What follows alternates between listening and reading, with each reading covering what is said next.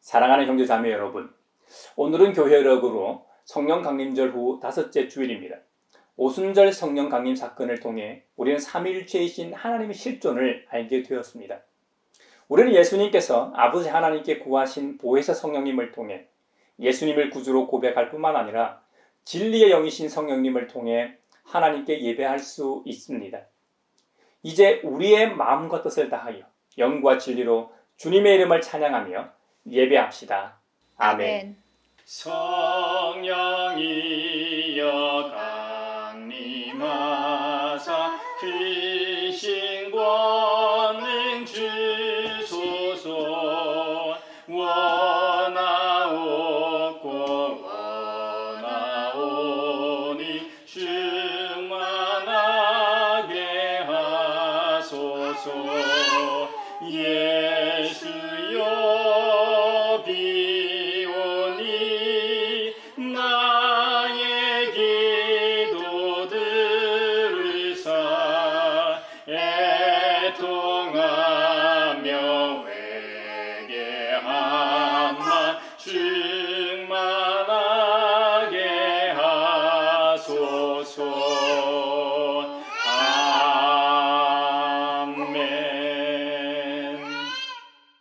하나님이 하나님의 법정에 나오셔서 신들을 모아들이시고 재판을 하셨다.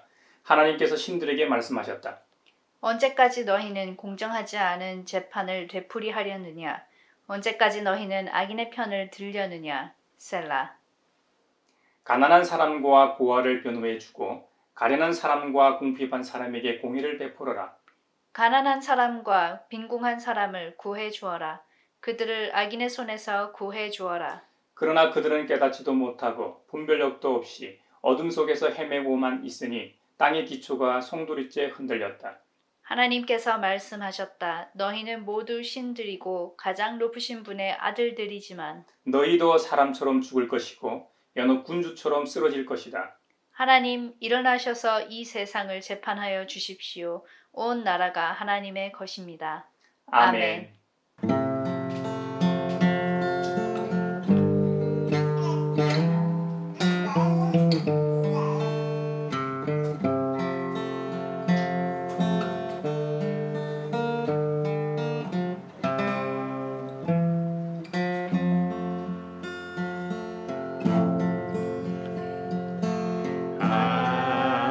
아버지, 내 삶의 모든 것 되신 주,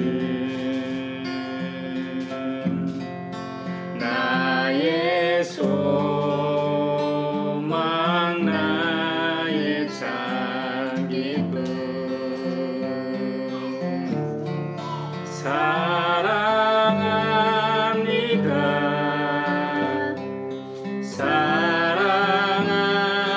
사랑합니다. 내 기쁨 되시 나의 주.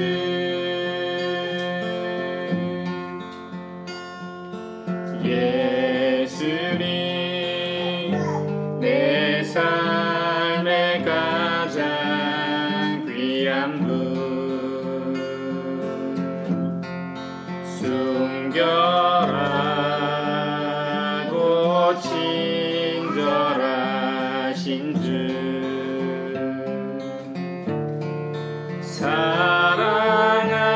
사랑합니다. 사랑합니다. 내 기쁨 되시 나의 주.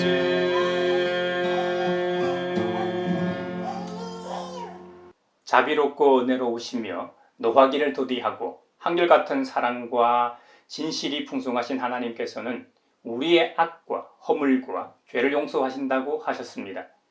이제 그 말씀을 의지하여 우리 죄를 고백하오니 주님께서 저에게 은총을 베푸시는 것이 사실이면 우리의 악과 우리의 죄를 용서해 주시고 모든 불의에서 우리를 깨끗하게 해 주시고 우리를 주님의 소유로 삼아 주시옵소서. 주여 주 예수여 저 저를 기억해 주소서. 주여 주 예수여 당신 나라 임하실 때 주여 주 예수여 저를 기억해 주소서. 주여 주 예수여 당신 나라 임하실 때.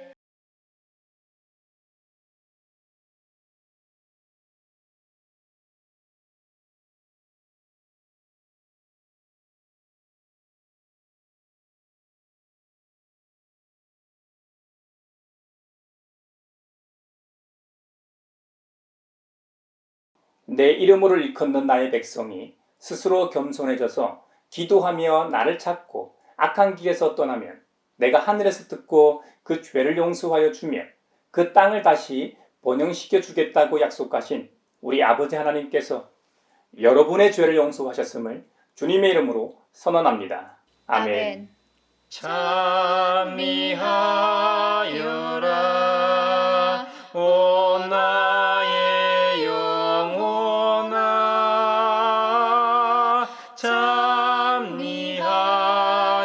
찬미하여라 거룩한 주 이름. 오늘 우리에게 주신 구약의 말씀은 아모스 7장 7절에서 17절입니다. 하나님의 말씀을 경청하십시오. 주님께서 나에게 다음과 같은 것을 보여주셨다. 다림줄을 들이우고 쌓은 성벽 곁에 주님께서 서 계시는데 손에 다림줄이 들려 있었다. 주님께서 나에게 아모스야 내가 무엇을 보느냐 하고 물으시기에 내가 대답하기를 다림줄입니다 하니 주님께서 선언하신다. 내가 나의 백성 이스라엘의 한가운데 다림줄을 들이워 놓겠다. 내가 이스라엘을 다시는 용서하지 않겠다. 이삭의 산당들은 황폐해지고 이스라엘의 성소들은 파괴될 것이다. 내가 칼을 들고 일어나서 여로보암의 나라를 치겠다. 베델의 아마샤 제사장이 이스라엘의 여로보암 왕에게 사람을 보내어 알렸다. 아모스가 이스라엘 나라 한가운데서 임금님께 대한 반란을 선동하고 있습니다. 그가 하는 모든 말을 이 나라가 더 이상 참을 수 없습니다. 아모스는 여로보암은 칼에 찔려 죽고 이스라엘 백성은 틀림없이 사로잡혀서 그 살던 땅에서 떠나게 될 것이다 하고 말합니다. 아마샤는 아모스에게도 말하였다. 선견자는 여기를 떠나시오. 유다 땅으로 피해서 거기에서나 예언을 하면서 밥벌이를 하시오. 다시는 베델에 나타나서 예언을 하지 마시오. 이곳은 임금님의 성소요 왕실이요. 아모스가 아마샤에게 대답하였다. 나는 예언자도 아니고 예언자의 제자도 아니오. 나는 집짐승을 먹이며 돌 무허가를 가꾸는 사람이오.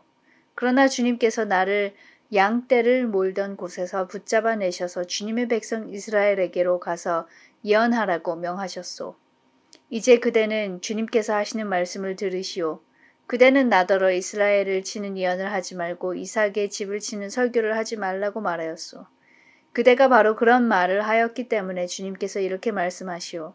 내 아내는 이 도성에서 창녀가 되고 내 아들딸은 칼에 찔려 죽고 내 땅을 남들이 측량하여 나누어 차지하고 너는 사로잡혀 간 그 더러운 땅에서 죽을 것이다. 이스라엘 백성은 꼼짝없이 사로잡혀 제가 살던 땅에서 떠날 것이다. 성령이여 우리 성경 읽을 때 그 속에서 빛을 보게 하소서. 오늘 우리에게 주신 서신의 말씀은 골로새서 1장 1절에서 14절입니다. 하나님의 말씀을 경청하십시오. 하나님의 뜻으로 그리스도 예수의 사도가 된 나 바울과 형제인 디모데가 골로새에 있는 성도들, 곧 그리스도 안에 있는 신실한 형제자매들에게 이 편지를 씁니다.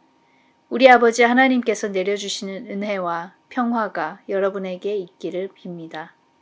우리는 여러분을 위하여 기도할 때에 항상 우리 주 예수 그리스도의 하나님 아버지께 감사를 드립니다. 우리는 그리스도 예수에 대한 여러분의 믿음과 모든 성도를 향해서 여러분이 품고 있는 사랑을 전해 들었습니다. 이 믿음과 사랑은 여러분을 위하여 하늘에 쌓아두신 소망에 근거합니다. 이 소망은 여러분이 진리의 말씀, 곧 복음을 받아들일 때에 이미 들은 것입니다. 이 복음은 온 세상에 전해진 것과 같이 여러분에게 전해졌습니다. 여러분이 하나님의 은혜를 듣고서 참되게 깨달은 그날로부터 여러분 가운데서와 같이 온 세상에서 열매를 맺으며 자라고 있습니다. 여러분은 하나님의 은혜를 우리와 함께 종이 된 사랑하는 에브라바에게서 배웠습니다. 그는 여러분을 위해서 일하는 그리스도의 신실한 일꾼이요 성령 안에서 여러분의 사랑을 우리에게 알려준 사람입니다. 그러므로 우리가 여러분의 소식을 들은 그날부터 우리도 여러분을 위하여 쉬지 않고 기도합니다. 우리는 하나님께서 여러분에게 모든 신령한 지혜와 총명으로 하나님의 뜻을 아는 지식을 채워주시기를 빕니다. 여러분이 주님께 합당하게 살아감으로써 모든 일에서 그분을 기쁘게 해드리고 모든 선한 일에서 열매를 맺고 하나님을 점점 더 알고 하나님의 영광의 권능에서 오는 모든 능력으로 강하게 되어서 기쁨으로 끝까지 참고 견디기를 바랍니다. 그리하여 성도들이 받을 상속의 몫을 차지할 자격을 여러분에게 주신 아버지께 여러분이 빛 속에서 감사를 드리게 되기를 우리는 바랍니다. 아버지께서 우리를 암흑의 권세에서 건져내셔서 자기의 사랑하는 아들의 나라로 옮기셨습니다. 우리는 그 아들 안에서 구속, 곧 죄사함을 받았습니다. 성령이여 우리 성경 읽을 때 그 속에서 빛을 보게 하소서. 오늘 우리에게 주시는 복음의 말씀은 누가복음서 10장 25절로 37절입니다. 주님의 말씀을 경청하십시오. 어떤 율법 교사가 일어나서 예수를 시험하여 말하였다. 선생님, 내가 무엇을 해야 영생을 얻겠습니까? 예수께서 그에게 말씀하셨다. 율법에 무엇이라고 기록하였으며 너는 그것을 어떻게 읽고 있느냐? 그가 대답하였다.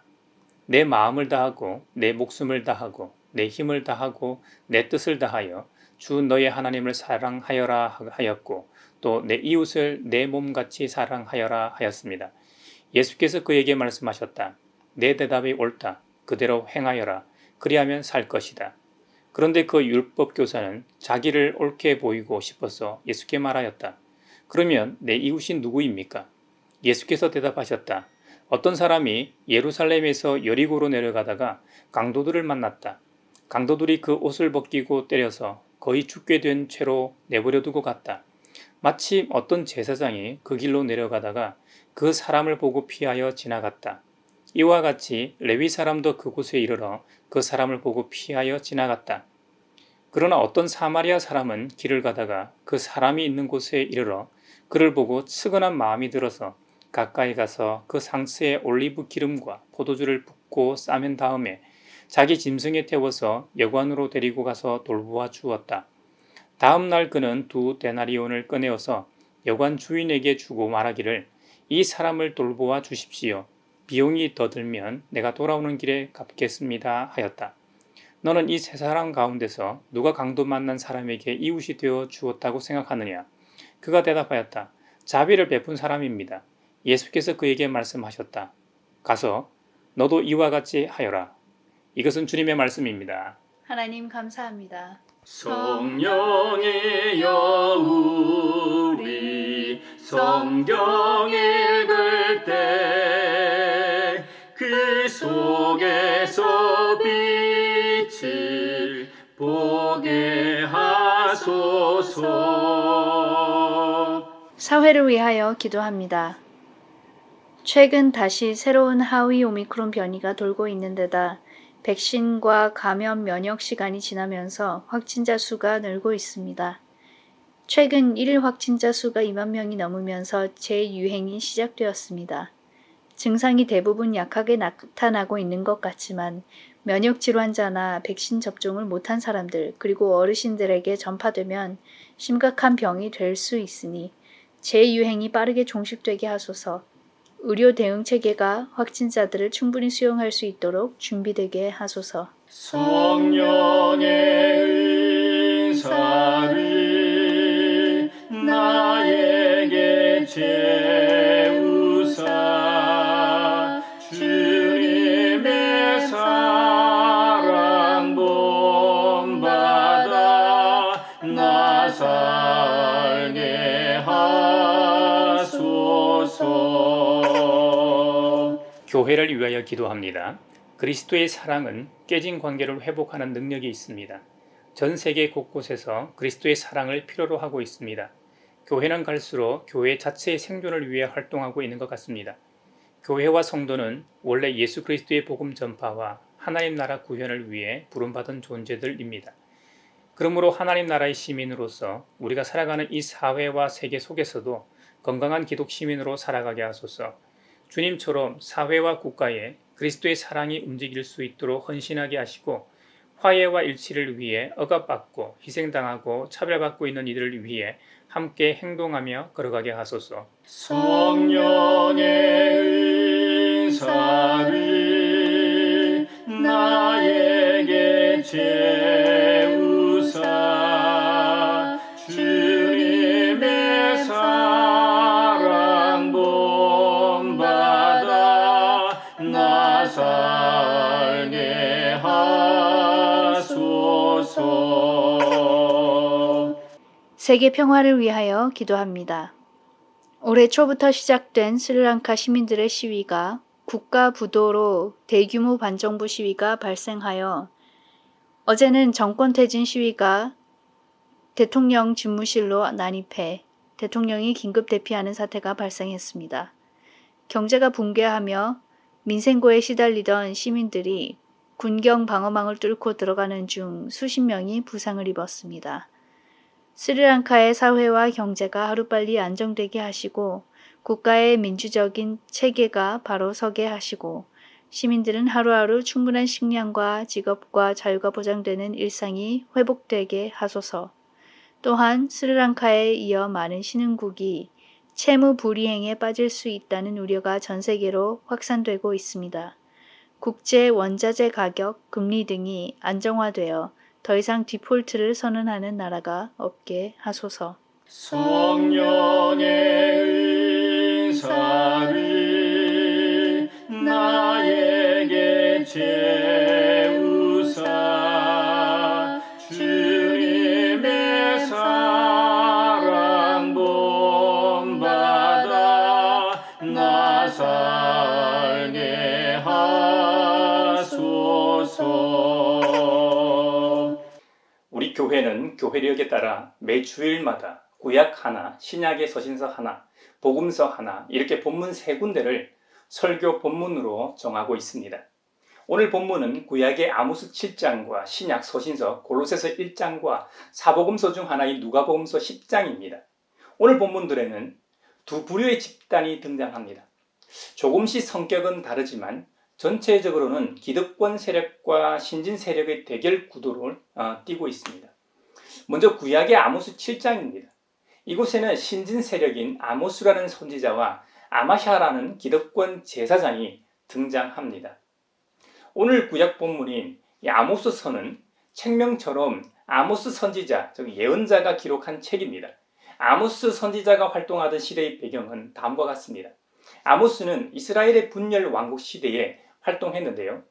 남유다로 치면 우시야가 왕위에 있을 때이고 이스라엘로 치면 여로보암 2세 때입니다. 지금으로 치면 BC 8세기 중반 시기입니다. 이 시기는 남북 이스라엘이 겉으로는 다 상태가 좋을 때였습니다. 남북 왕조 둘 다 이렇게 왕성했던 시기가 아마 없을 겁니다. 그 말은 다른 한편으로는 사회적으로 특히 종교적으로 부패했다는 말이기도 합니다. 원래 인간의 속성은 풍요로워지면 더 하나님을 찬양하며 감사하는 것이 아니라 하나님을 잊거나 등을 돌리기 때문입니다. 남유다 왕 우시야는 16살에 왕이 되어 52년간 왕위에 있었습니다. 처음에는 부친 아마샤 왕을 본받아 주님께서 보시기에 올바른 통치를 참 잘했습니다. 훌륭한 무기 제조 기술자들을 잘 양성해서 새롭고 강한 무기로 무장하여 나가는 전쟁마다 승리하였습니다. 이웃 나라들로부터 조공을 받아 나라는 부유해졌습니다. 그의 명성은 날이 갈수록 사방으로 퍼졌고 그는 매우 강한 왕이 되었습니다. 이 모든 것은 우시아가 하나님을 경외하는 선지자와 제사장을 곁에 두고 하나님의 뜻을 따라 주님께서 기뻐하시는 일을 행했기 때문입니다. 그래서 역대하 26장에 보면 하나님께서 그를 도우셨다고 기록하고 있습니다. 하지만 우시아 왕은 힘이 세지면서 교만해졌습니다. 점점 악한 일을 저질렀는데 주님의 성전 안에 있는 분향단에다가 직접 분향을 하려고 들어가고 말았습니다. 이것은 하나님께 죄를 짓는 일이었습니다. 지금이야 예배하러 직접 들어가는 것이 하나도 이상한 일이 아닙니다만 그 옛날 구약 시대에는 엄격히 구별되고 금하는 일이었습니다. 제 아무리 왕이라도 그 일만은 직접 할 수 없는 법이었습니다. 이 분향하고 제사 드리는 일은 오직 이 직무를 수행하도록 거룩하게 구별된 제사장들만 하도록 하나님께서 정하셨기 때문입니다. 이스라엘의 초대 왕이었던 사울도 사무엘 선지자가 늦게 오자 본인이 직접 번제를 드렸다가 벌받지 않았습니까? 이것은 절대로 하면 안 되는 일이었습니다. 우시아 왕이 명성도 높아가고 너무 강해지니까 자신이 정말 잘나서 강해진 것으로 착각했습니다. 교만해지긴 정말 교만해졌나 봅니다. 제사장 80명이 왕의 뒤를 따라 들어가서 급하게 말립니다. 그랬더니 우시아가 자신의 앞을 가로막고 선 이 제사장을 향해 화를 버럭 냈다는 겁니다. 그가 화를 낼 때 그의 이마에 나병이 생겼습니다. 그리고 우시아는 죽는 날까지 나병을 앓다 별궁에 격리되어 생활했고 아들이 대신 정사를 돌보며 대리 청정을 했고 본인은 무늬만 왕으로 있다가 죽었습니다. 또 북이스라엘 왕 여로보암 2세는 활발한 무역 활동을 통해 경제적으로 굉장히 부유한 나라를 만들었습니다. 그 말은 사치와 향락, 타락 또한 경제적 성장만큼 심했다는 말이 됩니다. 여로보암 2세로 불린 이유는 하나의 이스라엘이 남북 왕조로 쪼개질 때 북이스라엘의 초대 왕이 여로보암이었기 때문입니다. 그래서 북이스라엘 초대 왕인 여로보암을 1세로 북이스라엘의 10대 왕인 여로보암을 여로보암 2세라고 하게 된 것입니다. 그도 우시아처럼 굉장히 오랜 기간 왕자에 있었습니다. 성경 기록에 의하면 41년이나 왕으로 통치하였다고 합니다. 북이스라엘은 여로보암 2세가 통치하는 오랜 기간 동안 물질적 부유함을 누렸지만 그만큼 하나님으로부터 멀어져 있었다는 말이 되는 것이죠. 여로보암 2세가 다스리던 북이스라엘 10지파의 부와 힘이 절정에 이르렀을 때였습니다.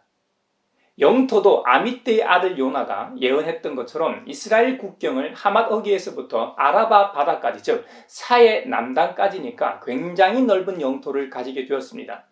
가장 강성했던 다윗 때의 이 유다 땅을 회복했던 시기입니다. 거듭 말씀드리지만 부유하고 강성한 만큼 종교적으로 사회적으로 타락과 비리는 극에 달했습니다. 여로보암 2세 통치 아래서 이런 번영을 가져올 수 있었던 것은 1차적으로 귀족 정치를 이롭게 했기 때문입니다. 그러다 보니 사회적으로 불의하고 부도덕하고 종교적으로는 혼합주의가 성행했습니다. 사실 이 모든 풍요로움은 하나님으로부터 온 것임을 우리는 잘 압니다.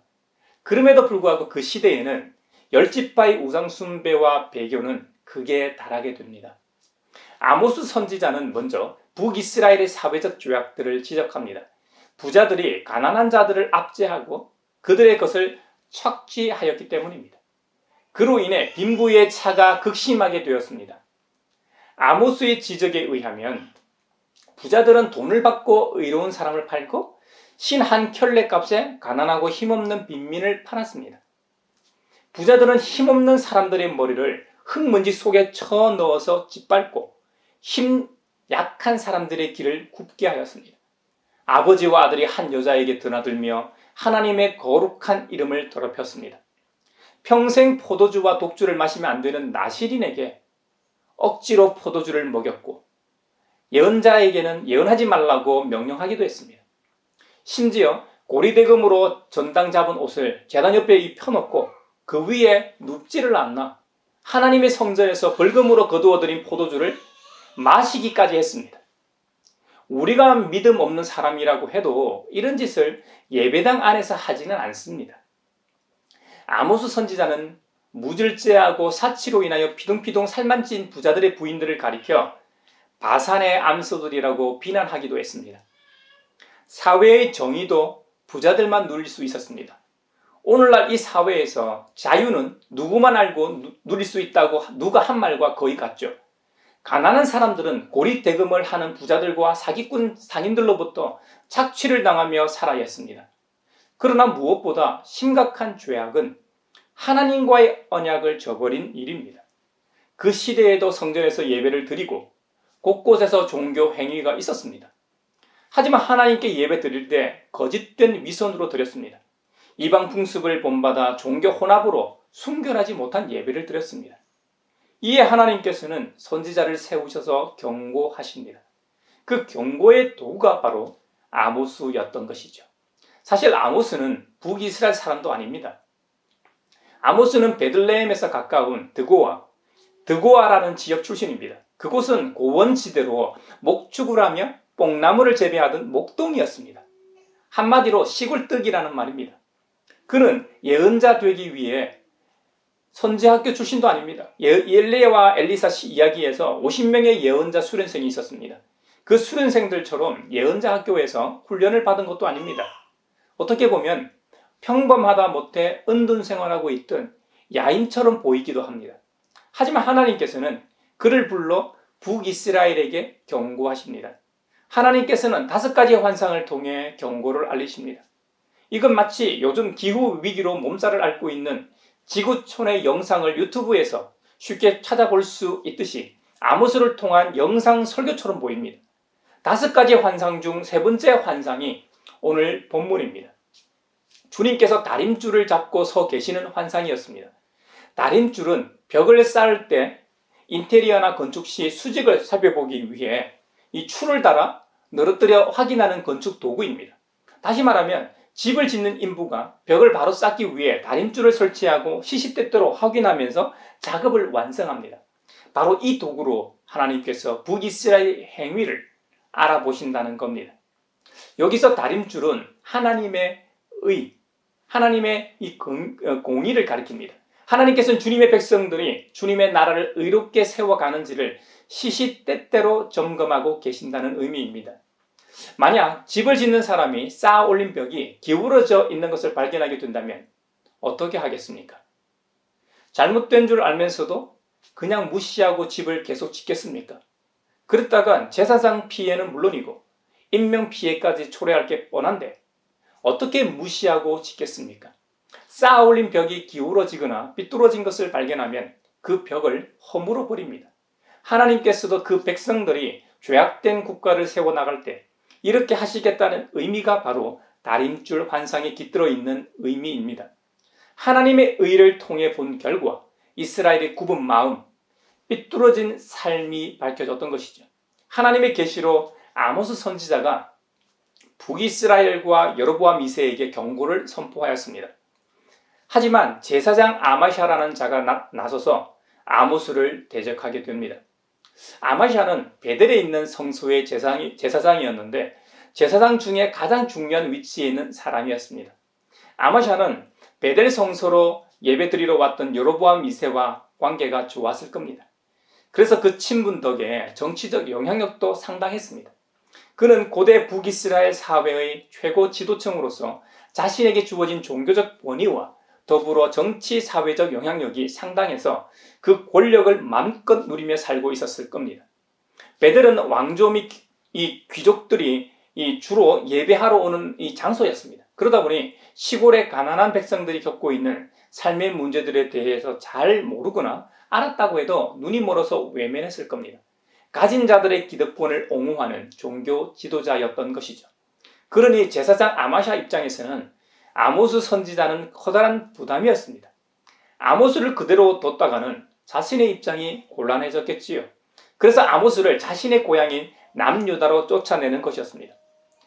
그래서 여로보암 2세를 설득하기 위해 제사장의 직분을 망각하고 그 자리를 이용해 아모스가 여로보암 2세를 모반했다고 거짓말을 서슴지 않고 한 것이죠. 아모스가 책 어디에도 이 왕의 권위에 도전하거나 왕정체제 전복을 시도하거나 무력 봉기를 주도한 내용이 없습니다. 제사장 아마샤는 아모스를 모함했을 뿐만 아니라 이스라엘 백성이 유배 생활을 하게 된다는 결과는 언급하지만 왜 유배 생활을 하는지 그 이유에 대해서는 침묵합니다. 하나님께서는 단 한 번도 그 이유를 설명하지 않으신 적이 없습니다.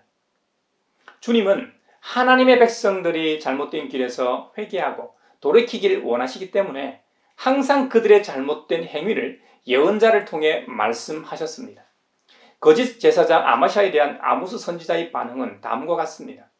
아모스는 이 자신의 소명과 간증을 통해 답합니다. 나는 예언자도 아니고 예언자의 제자도 아니고 나는 집짐승을 먹이며 돌무화과 나무를 가꾸는 사람이었다는 거죠. 그러나 주님께서 나를 양떼를 몰던 곳에서 붙잡아내셔서 주님의 백성 이스라엘에게 가서 예언하라고 명하셨다는 겁니다. 아모스의 예언이나 활동이 자신의 임의대로 하는 것이 아니라 하나님의 부르심임을 명확히 합니다. 뿐만 아니라 그 당시 사역하고 있던 여러 예언자들과 구별합니다. 아모스 당시 왕궁에서 예언 활동을 하던 예언자들이나 부모의 뒤를 이어 예언 활동을 하던 자들은 자신의 기득권을 위한 예언자들이었습니다. 그랬기 때문에 그들은 골렉자들의 비위에 맞춰 예언 활동을 할 수밖에 없었던 것이죠. 그래서 제사장 아마샤가 아모스에게 말합니다. 성견자는 여기를 떠나시오. 유다 땅으로 피해서 거기에서나 예언을 하면서 맞벌이를 하시오. 거기에서 당신의 땅에 가서 고향에 가서 예언하면서 밥벌이를 하시오 했던 것입니다. 자신들의 관심사가 오직 거기에 있었기 때문이죠. 참으로 한심한 작자들이었습니다. 이에 반해 아모스는 자신의 사역과 활동이 오직 하나님의 뜻만을 전하는 것임을 거듭 강조합니다. 아모스 7장 마지막 절에는 곧 닥칠 아시리아 제국의 침공으로 말미암아 일어날 일들을 예언하고 있습니다.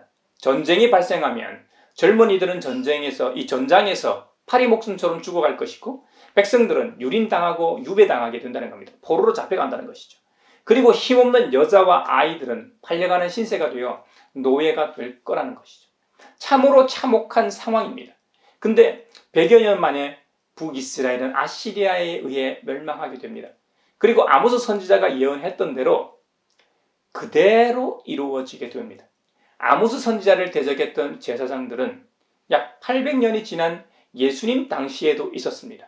누가복음서 10장에 보면 선한 사마리아 비유가 등장합니다. 잘 알려진 대로 어떤 사람이 예루살렘에서 여리고로 내려가다가 그만 강도들을 만났습니다. 강도들이 그 사람을 때리고 옷을 벗기고 가진 것을 모두 뺏어갔습니다. 그 사람은 거의 죽게 된 채로 내버려졌습니다. 마침 그때 한 제사장이 그 길로 내려가다가 그 사람을 보게 됩니다. 하지만 그 제사장은 죽게 된 사람을 보고 자신도 위험에 처할까봐 피하여 지나갔습니다. 시간이 좀 흘렀습니다. 이번에는 레위 사람 하나가 그곳을 지나갔습니다. 근데 그 레위 사람도 그 사람을 보고 자신도 강도를 만날까 두려워서 이 죽게 된 그 사람을 그대로 내버려 두고 그냥 지나가 버렸습니다. 또 시간이 좀 흘렀습니다. 이번에는 어떤 사마리아 사람 하나가 그 길을 지나갔습니다. 근데 여러분, 그 사마리아 사람은 강도를 만나서 죽게 된 그 사람을 보고 그냥 지나가지 않았습니다. 측은한 마음으로 가까이 가서 상태를 살핀 다음 먼저 상처 부위를 급한 대로 지혈하고 옷도 입혀 주었습니다. 그리고 자기 짐승에 태워서 여관으로 데리고 가서 돌보아 주었습니다. 다음날 사마리아인은 급한 볼일을 보러 길을 떠나야 했기 때문에 여관 주인에게 2 데나리온을 주며 돌봐달라고 부탁하였습니다. 2 데나리온은 노동자 일간의 임금과 같은 가치입니다. 혹시 돈이 더 들면 돌아오는 길에 갚겠다고까지 말했습니다. 이 선한 사마리아 비유는 어떤 율법 교사가 예수님을 시험하고자 선생님, 무엇을 해야 영생을 얻을 수 있습니까? 라는 질문에 대한 예수님의 대답이었습니다. 아모스 선지자를 대적했던 제사장 아마샤처럼 율법에 정통한 율법 교사가 예수님을 대적하고 있습니다. 예수님 역시 아모스처럼 자신들의 위치와 기득권을 위협했기 때문입니다. 예수님은 영생을 얻기 위해 율법에 뭐라고 기록되어 있느냐라고 반문하십니다. 이에 그 율법 교사는 내 마음을 다하고 내 목숨을 다하고 내 힘을 다하고 내 뜻을 다하여 주 너의 하나님을 사랑하는 것과 내 이웃을 내 몸같이 사랑하는 것입니다 하고 대답합니다. 이에 예수님께서는 내 대답이 정답이다. 가서 너도 그대로 행하여라. 그러면 살 것이다 하셨습니다. 그러시면서 든 비유가 바로 선한 사마리아 비유였던 것이죠. 우리가 하나님을 사랑하는지 멸시하는지 어떻게 알 수 있습니까? 이웃을 얼마나 사랑하느냐로 알 수 있다는 말씀입니다. 아니, 선한 사마리아 비유처럼 누가 진정한 이웃인가에 따라 판단된다는 것이죠.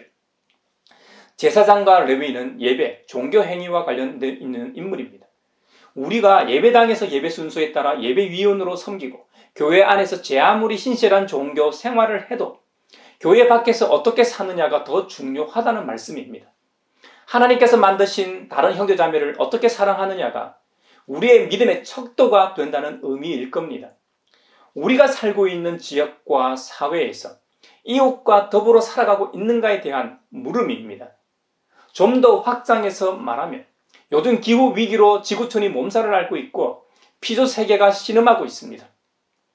이 일에 대해 우리는 제사장이나 레위인처럼 모르는 채 하고 있지는 않는가?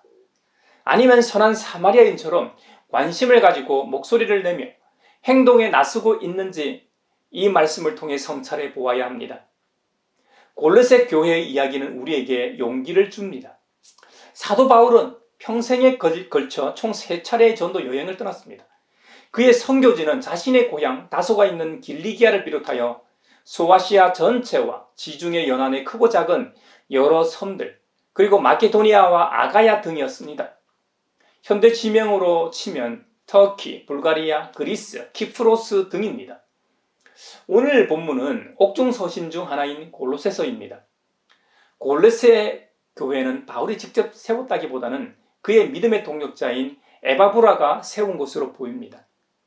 에바브라는 골로새 교회와 또 골로새 교회와 가까운 거리였던 라우디아 교회와 히에라볼리를 위해서도 열심히 사역했던 목회자였습니다. 바울이 로마 감옥에 갇혔을 때 가장 먼저 달려갔던 형제이기도 했습니다. 사도 바울은 에바브라로부터 골로새 교회에 대한 소식을 전해 들었습니다. 골로새 교인들은 예수 그리스도에 대한 확실한 믿음을 가지고 있었습니다. 또 모든 성도들을 향해 사랑을 품고 있었습니다.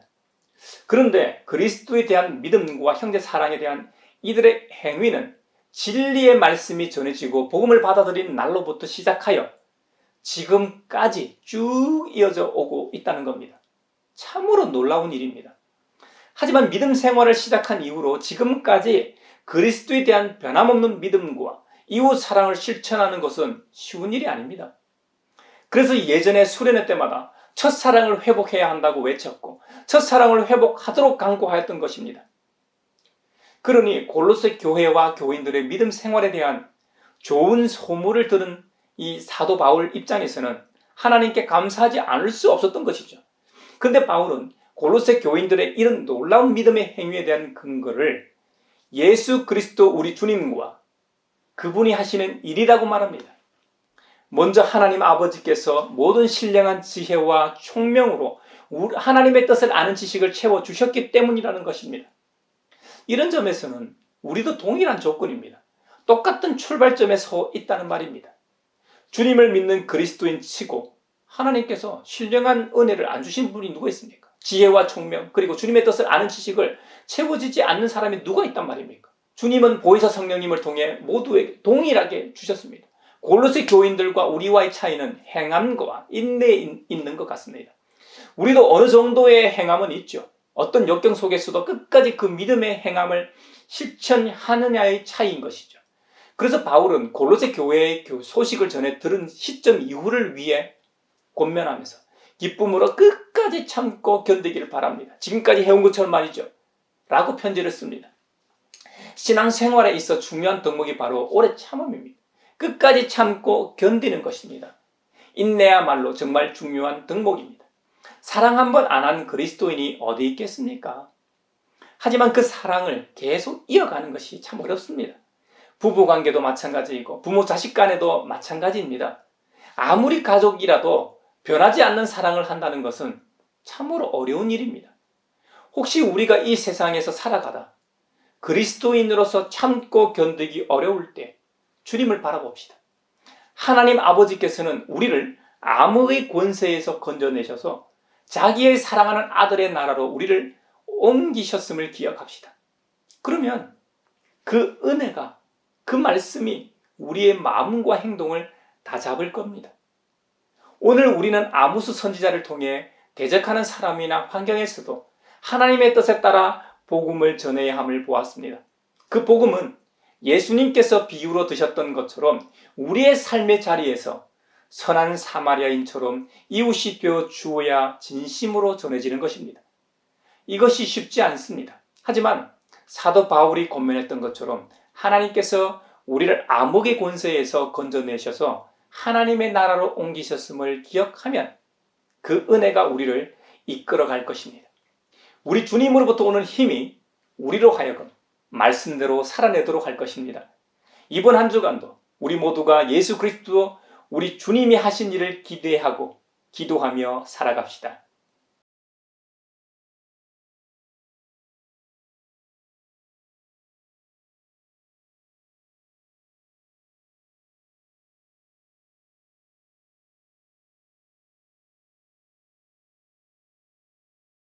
내게 있는 모든 것을 아낌없이 드리네. 사랑하고 의지하며 주만 따라 살리라. 주께 드리네. 주께 드리네. 사랑하는 구주 앞에 모두 드리네.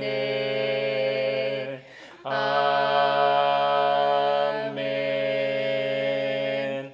여기에 모인 우리는 우리의 믿음의 역사와 사랑의 수고와 우리 구주 예수 그리스도에 대한 소망의 인내를 여기 연보에 담아 올려드립니다. 주님께서 말씀하신 대로 인색함으로나 억지로 하지 않고 우리의 삶 속에서 나아만처럼 변화를 경험하게 하신 은혜와 나아만을 도왔던 소녀와 부하들처럼 돕는 삶을 살게 하심에 감사하여 각각 그 마음에 정한 대로 즐거운 마음으로 바치오니 향기로운 예물이 되게 하소서. 은혜의 주님, 우리의 정성을 어여삐 여기시어 주님께서 베푸신 은혜에 비하면 보잘것없지만 말씀하신 대로 미리 구별하여 드리오니 기쁘게 받으시옵소서. 우리의 가진 것이 비록 적어도 바치는 기쁨은 더 커지고 버는 것이 비록 적어도 나누는 즐거움은 더욱 넘쳐 우리 믿음의 소문이 각처에 퍼지게 하소서. 우리 주님 예수 그리스도의 이름으로 감사하며 기도하옵나이다. 아멘. 갈보리 그 언덕에서 깊은 샘이 터지고 하늘 문이 다 열리며 그의 자비 넘치네. 물결치는 주의 사랑 한없이 쏟아지고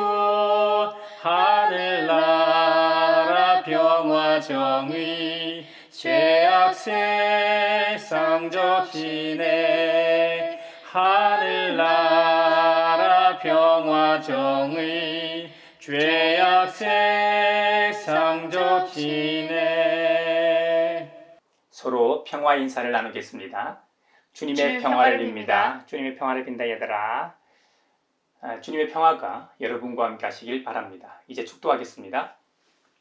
우리를 하나님 나라의 백성으로 부르신 아버지 하나님께서 여러분에게 복의 복을 내려주셔서 언제 어디서나 여러분을 지키시기를 원하며 주님께서 그분의 인자한 얼굴을 여러분에게 비추사 필요에 따라 물질과 건강과 은혜 베푸시기를 원하며 주님께서 여러분이 하는 일과 가정과 자녀들과 함께 하시길 원하며 주님의 몸된 하나의 거룩하고 보편적인 사도적인 모든 교회와 코로나 종식을 바라는 이 나라와 세계, 그리고 우크라이나 전쟁 종식과 오늘 말씀처럼 살아서 역사하시는 복음을 각자의 삶의 영역에서 살아내고자 다짐하는 사람들 위에 평강 주시기를 성부와 성자와 성령의 이름으로 축원하옵나이다. 아멘.